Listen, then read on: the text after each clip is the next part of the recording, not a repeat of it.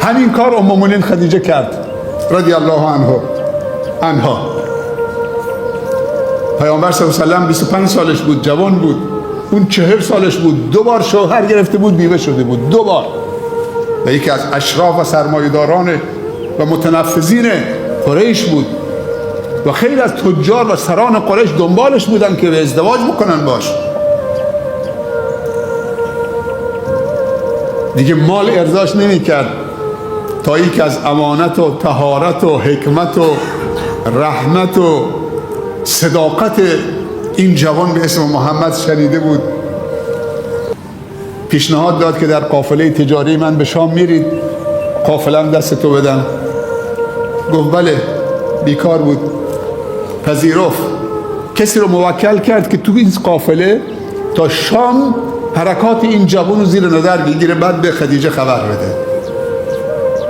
وقتی قافله برگشت بیشترین سودو کرده بود، چون محمد اهل عیاشی نبود، اهل اسراف نبود، اهل دزدی نبود.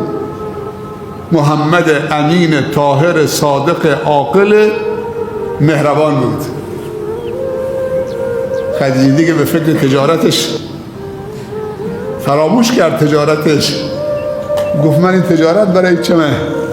این سرمایه واقعی است. 15 سال تفاوت سنی داشت، 2 بار بیوه شده بود، ولی ناامید نشد. گفت من این سرمایه رو باید به دست بیارم. این شتر و تجارت و مال به درد تن میخوره. این سرمایه واقعی، این سود واقعیه. کسی فرستاد زیر لبش بره که چرا ازدواج نمی کنید؟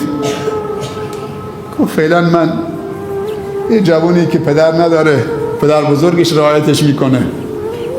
گفت اگر کسی به تو پیشنهاد بده که از تو مال نخواد و از اشراف باشه، میپذیرید که اونو به زنی بگیرید؟ گفت باید برم با عموم مشورت بکنم. گفت کیه؟ گفتن خدیجه بنت خویلد. رفت با عموش مشورت کرد، قبول کردن و خدیجه رسول الله رو به دست آورد، محمد رو به دست آورد با 15 سال تفاوت سنی و این همه سرمایه. سران قریش همه دنبالش بودن، مالدارا. بچه یتیم در کفالت عموشه. اولین زنی که مسلمان شد خدیجه بود، اولین مرد ابوبکر بود. هر دوتا تاجر بودن.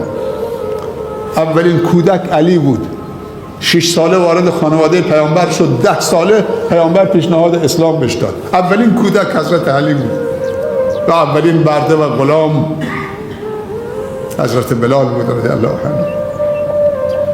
اینا هر کدومشون یه روزی 1/2 اسلام، 1/3 اسلام، 1/4 اسلام، 1/5 اسلام بودن.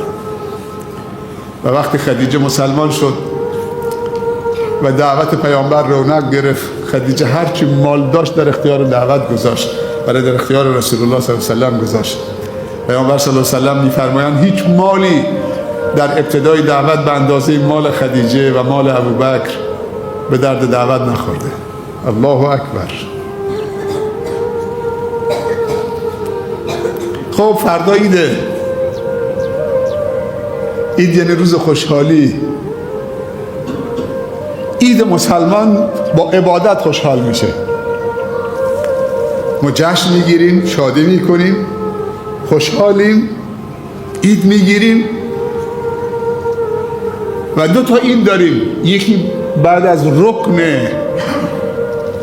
دوم اسلام، سوم اسلام روزه هست که بهش میگن عید فطر.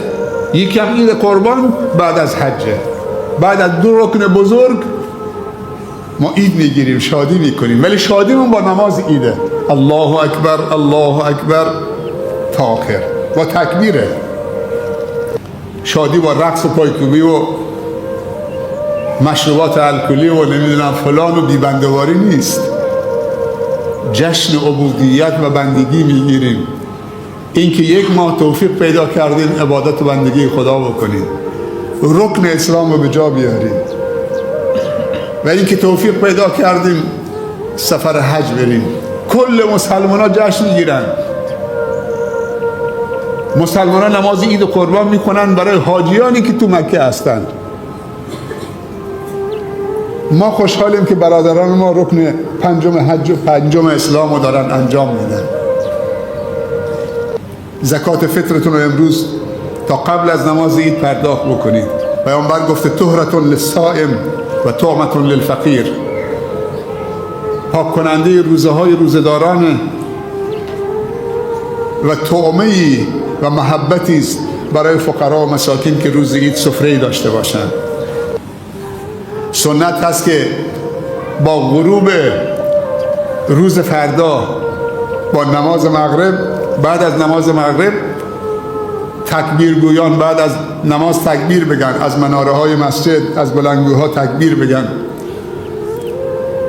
تا نماز عید. سنت هست که پیاده به مسجد برید اگر توان پیاده رفتن دارید. مردا غسل بزنن، زنان غسل بزنن، مردا لباس نو بپوشن، عطر کلم بزنن اگر دارن، اگه ندارن لباس تمیز بپوشن، پیاده برن. از راهی که میرن وقتی برمیگردن از عیدگاه از یه مسیر دیگه بیان و در نماز عید شرکت بکنند و خوشحال باشن که خداوند توفیق یک ماه روزه و بندگی نصیبشون کرد. 5 روز در اسلام حرام کسی روزه بگیره.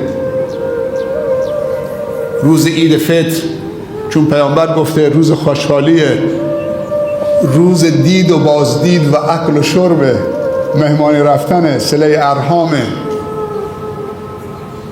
از سفره های برادران و خواهران، همسایه ها، ارحام، خویشاوندان بسم الله گفتن سر سفرهشون نشستنه.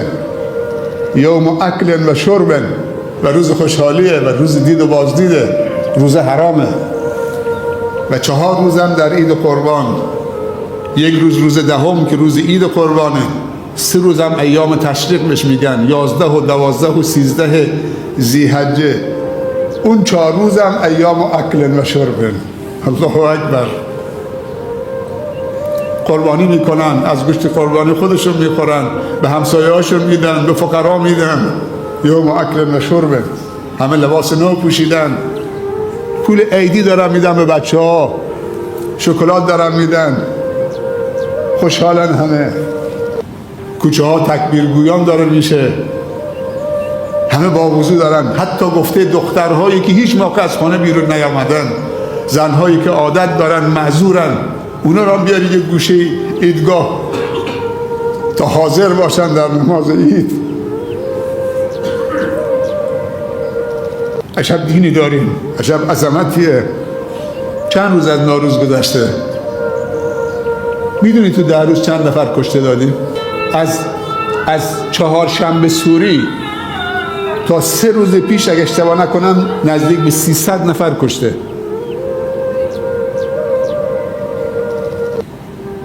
ترقه، فشفشه، مشروبات الکلی، سرعت بیش از حد، موتورهای سنگین، آلودگی صوتی و چقدر سکته کردن تو کلان شهرها. مریضایی که یک دفعه صدای انفجار مواد منفجره تو خیابونها، چقدر ایست کردن، ایست قلبی، مریض بودن، ناراحتی اعصاب و روان داشتن. این چه جشنیه، این چه شادیه. اشکال نداره، سال نو تبریک، انشالله که سال با برکتی باشه. اون 365 روزش 365 روز متفاوت باشه، یعنی یک روز و 365 روز و یک روز تکرار نکنید، 365 روز متفاوت تکرار بکنید. این ثمره یک شادی است که خدا در اون حضور نداره و امر خدا نیست. ما را حلال بکنید. عزیزان بزرگواری که از راههای دور و نزدیک آمدید اینجا، 1 ماه مهمان بودید، قطعا میزبان. عزیزانی که اینجا بودن نتونستن حق شما رو درست ادا بکنن، به صرف انسان بودنشون در حق شما کوتاهی کردیم. شما خودتون به بزرگواری خودتون ببخشید. امروز روز عفو گذشته، همدیگه رو حلال بکنیم، برای همدیگه دعا بکنیم. یه وقتی هم همدیگه رو معذور بدونیم. همه عزیزانی که از ابتدای رمضان، چه اونایی که نظافت میکردن مسجد، چه اونایی که آشپزی میکردن، سفره افطاری، سفره سحری، چه اونایی که در باز میکردن، در میبستن، چه اونایی که پیش نماز شدن، دعا کردن، مطالب زیبا رو برای ما گفتن و خوندن بعد از نماز عصر، چه اونایی که مسابقات قرآنی، عقیده، علمی، فقهی برگزار کردن، همه و همه، و چه شما عزیزانی که با حضورتون مسجد ما را آباد کردید، محله ما را آباد کردید، تو خانه هاتون وضو میگرفتید، می آمدید تو محله ما نماز بکنید، با وضو می آمدید، با نیت خیر می آمدید. نه کسانی که میرن تو محلات مشروبات الکلی میبرن، مواد مخدر میبرن میفروشن. شما تو خانه هاتون وضو گرفتید، با وضو آمدید تو محله ما که نماز بکنید، برای ما دعا بکنید. قدم های شما واقعا خیلی مبارکه. شما خیلی برای ما عزیزید. خدا حفظتون بکنه. انشالله که با آرزوهای خوبتون برسید، اتفاقات خوبی براتون، برای خانوادتون، برای فرزندانتون، دوستان و عزیزانتون رقم بخوره. ما رو هم در دعای خیرتون فراموش نکنید. همدیگر رو دوست داریم، بیاد هم خواهیم بود، همدیگر رو فراموش نخواهیم کرد، همیشه بیادتون هستیم. ولی خب تو این دنیا خیلی وقتا آدم به آرزوهای خوبش هم نمیرسه. دنیاست دیگه، فقط یک نفره که فعال لما یریده، هرچی اراده بکنه میتونه به دست بیاره، اونم اللهه. ما خیلی وقتا اراده خوب میکنیم، قصد خیر داریم، آرزوهای خوب میکنیم، ولی نمیتونیم جوابگو باشیم، نمیتونیم همه رو به دست بیاریم. دنیاست دیگه. اگه همه آرزوهای انسان و خواسته های انسان برآورده بشه که انسان خدا میشه. دل قلبا دوستتون داریم. یه وقتی شما از ما عکس میخواید بگیرید، شاید دیگه توان ما اجازه نده که اگه یکی میخواستید اشکال نداشت، ولی همون که میگه یکی، وقتی نگاه میکنید 10 تا عکس گرفته، از این طرفه، از اون طرفه، جمعی فلان. اگه با خودش باشه میخواد دست دور گردنت بیاره، اینطوری باشه، اینطوری. خب توان انسان محدوده. خیلی سوالات تو ذهن شما هست، میخواد یه وقت خصوصی نیم ساعت، 1 ساعت خلوت بکنه. واسط 500 نفر چطوری میشه خلوت کرد؟ ما که میخوایم نگاهامون تقسیم بکنیم، محبتمون تقسیم بکنیم، یه نفر بگه بیا تو جمع، بیا پیش من اینجا بشین. خب اون عزیزم همون با همون عشق آمده. ما رو تو معذوریت قرار ندید، شرمنده میشیم. بعضی عزیزان فکر میکنن اونی که جلوتر آمد عکس گرفت پس نزدیکتره، اونی که فرصت نشد با ناراحتی رفت پس اون دیگه محبتش کم رنگتره. اینطوری نیست، اینطوری نیست. باور بکن اینطوری نیست.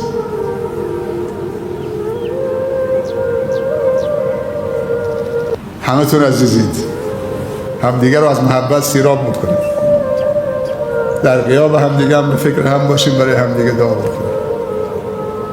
دیگه به هم برسیم یا نرسیم، به هم رسیدیم. نرسیم هم به هم رسیدیم. دنیا خیلی کوچکه. الارواح جنود مجنده. پیامبر میگه ارواح انسان ها مثل سربازهای گمارده شدن. اونایی که با هم انس دارند، الفت دارن، اونا با همن. و اونایی که با هم دیگه انس ندارن، اگه کنارت هم بنشینه 100 بارم بگه دوست دارم، نمیشه.